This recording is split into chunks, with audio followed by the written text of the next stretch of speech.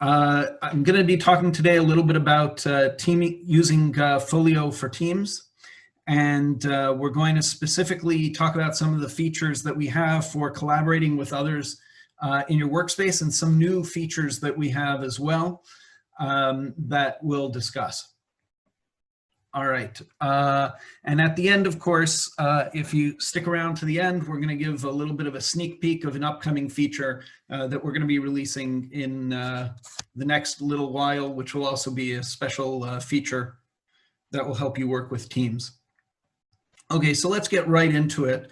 I'm sure that you've seen Folio act as the magical email assistant that it is, allowing you to sort your emails and see timelines, just like that you can see timelines for your, of course, this is not working, timelines for your transactions, and you can create transactions here. You get your suggestions of transactions, and you can see that over here you can see that you can create timeline templates, different templates that you can use to create timelines for buyers or sellers. You can see here I've created one called a custom buyer, which might be a little bit different than the standard buyer, and I can use different templates. I can add different service providers and resources, and I can have different collaboration with different people. For instance, I have a transaction coordinator that I can work with, or an assistant, and we'll look specifically at this assistant that was added as a collaborator automatically, and that came from adding that person into My Team. This My Team page is a new page which allows you to add people into your team. We see here, I'm in this account, I am the administrator. And as the administrator, I can basically add new members or remove. I have a team member that I've already added here, Jonathan Tester. And what we'll do here is we'll actually add another team member as well, just so that we can see how this works. So here you'll see I'm going to just click very quickly the Add a Member button. And here I can add the member's email, and I can give that person a role. Let's say I want that person to be an agent. And we can add that very quickly, and then you'll see that my new agent is added onto my account. And now you can see I can choose to remove either one of them, but I don't want to right now. We have these two members. Now I just added this new test account here, Giuseppe, and I might want to add certain features to my new team member to allow them to create templates and to create their own timelines. And for that, if we just scroll down here, you can see I have the copy section. And here I can choose to give the timeline templates that I've already created to my team member.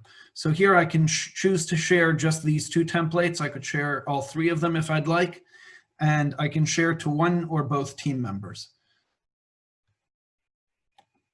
So I'm going to copy those templates, including that custom buyer template, to my new user. Here I'm also going to look at resources and service providers. Here I have a service provider, Tia Johnson, and I'm going to make sure that Tia is available for Giuseppe's account as well. And therefore I was able to copy them. Now you can see also, these are all functions that can be done by the admin. Adding a member, or of course removing the members, those are functions that can only be done by an admin. But if I were to go into, this is Jonathan Tester's account, you can see that even though Jonathan is not a team even though he is not a group administrator, he does have the My Team page. And here, as part of the My Team page, you can see that Giuseppe is added to his account as well. And you can see that even though he can't actually manage the team members, he can put different templates and share them with different people. So here we have John's custom template. We can still share that with the other team members. And similarly, we can see here he has a resource that he uses, DW Waste Management Company. We can share that with the other team members as well. All right, so now let's go back quickly here to Gordy, who's the group admin. And we'll see that here a recent collaborator was added. You can see that because Giuseppe is on our team, he can be automatically added as a collaborator very quickly. And we can say that we can either suggest this person when I share timelines or always share my timelines with this person. And I can even say that this person should always have edit permissions.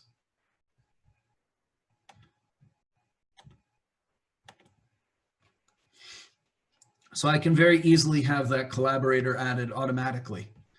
Another thing that you can see here is that if we go to timeline templates, you'll see that the one that was added, John's custom template, is now appearing here in my templates as well. And you can see as well the resources, the DW Waste Management here is added as well. So now what I'd like to do now is actually create a timeline very quickly. We'll create that. And let's say this 168 Windrose Estates, we're working with, let's work with a buyer. Let's work with a seller, why not? And here we can assign a role. We can give a person the role as the seller. Let's say it's Alva as the seller. And we can choose which template we want. And here you can see we can either use the listing template or John's custom template. We'll use the custom template in this case that we had imported. And let's say that the listing date was, well, let's put the listing date earlier. Let's say July 15th. Offer was accepted today. And we'll put the estimated closing date at end of August. And then we can continue to the timeline. And you'll see that this timeline was created. And it was automatically shared with Giuseppe as we said that he would be added automatically to get that shared as well. And you can see all the different information that we have, the waste management company, the resource, the service provider that we added are all available there. And we can also look and see that now that we've shared that with Giuseppe, we can say, let's take a look back here. We have this 168 Windrose Estates. Now let's say that my job as an admin of this account is also to be sort of the transaction coordinator, where I'm going to create those timelines, but then give them to my agents to work with using they're basically going to follow through on the timeline and manage it. Now we can let's share this. I'm going to just share this. Of course, let me just share this as well with Jonathan Tester. I'm going to give him as well edit permissions and send the invitation. And now I'm going to just quickly jump over to Jonathan here. We'll see here that he received the invitation. Also, he received an email, and you can see that he can just join the timeline.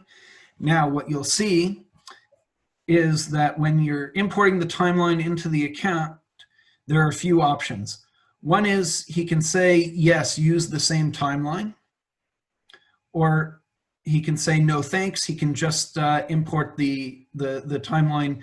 And this is very useful if you have duplicates. If Jonathan already had a folder for 168 Windrose Estates, maybe the seller had emailed Jonathan directly a few times and they already had a folder, he could overwrite the folder by saying use the same timeline. And he can decide if you want to sync the timeline events with his calendar or not. So if I say no, then the events are not synced with the calendar. And if I say use the same timeline, then all the events from that timeline are added to Jonathan's calendar as well as to mine. And that way we can share that. Now, if we go back to Gordy here, it's possible that I will say that, you know what, Jonathan's really going to be managing this. I don't want these events synced with my calendar, because now it's going to be Jonathan's timeline. He's going to manage it with the client, and it's not my responsibility anymore. Now I could say I'm going to turn off syncing, and I'm not going to have the timeline event sync to my calendar. And this will remove all the events from my calendar.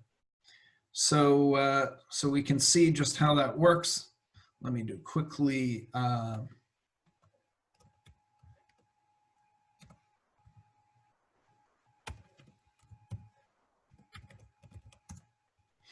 I'll just show you quickly. We can see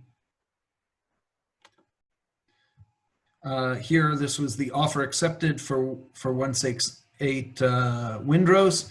But now if I decide to remove the events from my calendar, so now we can see that with a quick refresh, that event is now no longer on my calendar. So if I'm just using this as just to create the timelines and then pass it off to the agents, I don't have to get my calendar, cluttered with the different transactions that I'm sharing with all the different agents on my team. I can keep my calendar clean, and of course, the agents will be able to toggle on. By default, they'll be able to accept the events, to their calendars. And that basically allows you to operate very efficiently as a team.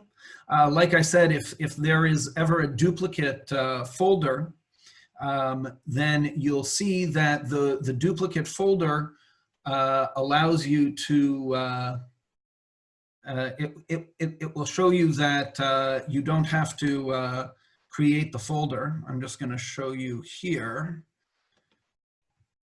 Let's just take a quick example so I can just show that to you.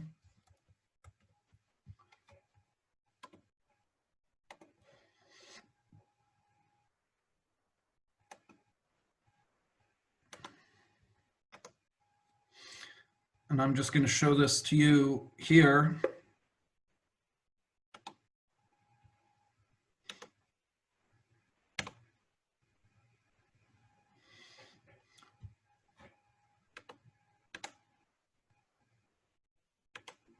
Where can we, let's just go here.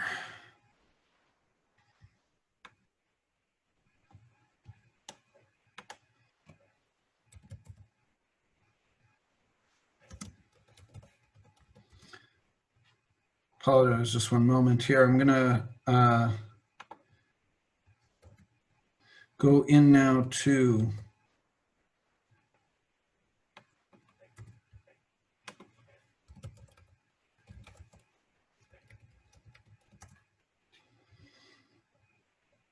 into Jonathan Tester's account.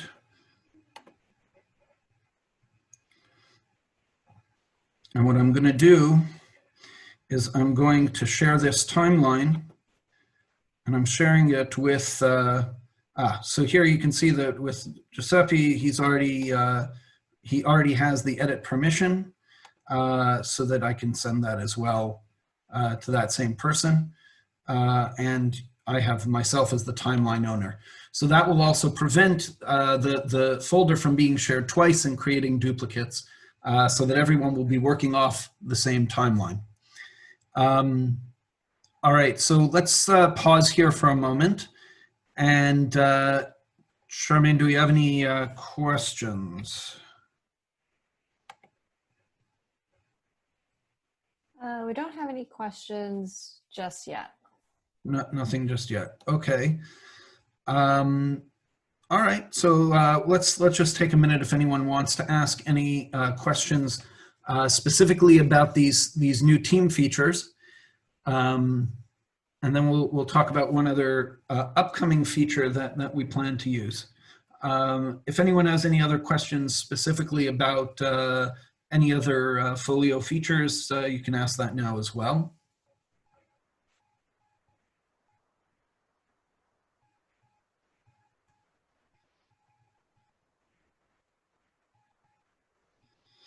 All right, if there's no questions right now, so we'll talk a little bit about a sneak preview of a new feature that's coming up.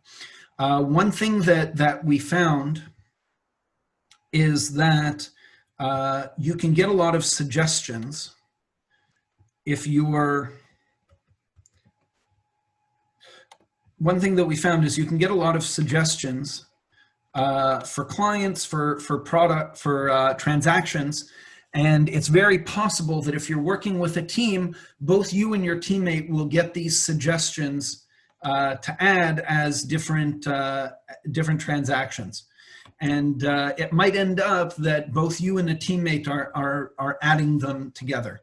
So if you want to have one single entry point on your team where there's one person who's dedicated and who's going to be dedicated to specifically receiving and building receiving the transaction and building the timeline, what you can do is you can turn off the suggestion for your other teammates. And this is a feature that we will have coming soon.